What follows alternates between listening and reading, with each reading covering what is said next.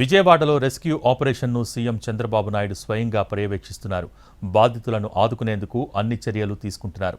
ఆహారం అందించడంతో పాటు అవసరమైన అన్ని చర్యలు తీసుకుంటున్నారు. విజయవాడ సింగ్ నగర్లో పర్యటించారు సీఎం చంద్రబాబు నాయుడు. జేసీబీలో బోట్లో ప్రయాణించి బాధితులకు అందుతున్న సహాయం గురించి తెలుసుకున్నారు. అన్ని విధాలా ఆదుకుంటామని భరోసా ఇచ్చారు.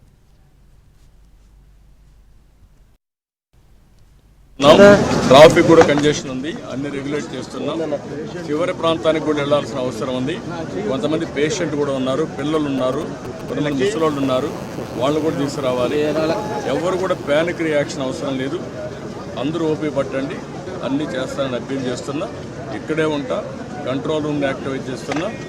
ఎంతవరకు చేయగలుగుతామో అన్నీ చేసి అందరిని ఆదుకుంటాం.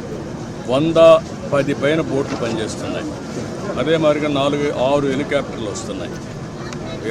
ఒక హెలికాప్టర్లో ఫుడ్ పెట్టడం కానీ, లేకుంటే బోట్లో తీసుకుపోవడం కానీ, పేషెంట్లు తీసుకురావడం కానీ ఇవన్నీ జరుగుతున్నాయి. వర్షం కూడా పడతా ఉంది, అయినా కూడా ఎక్కడ ఆపరేషన్స్ ఆపం, అన్ని విధాలు.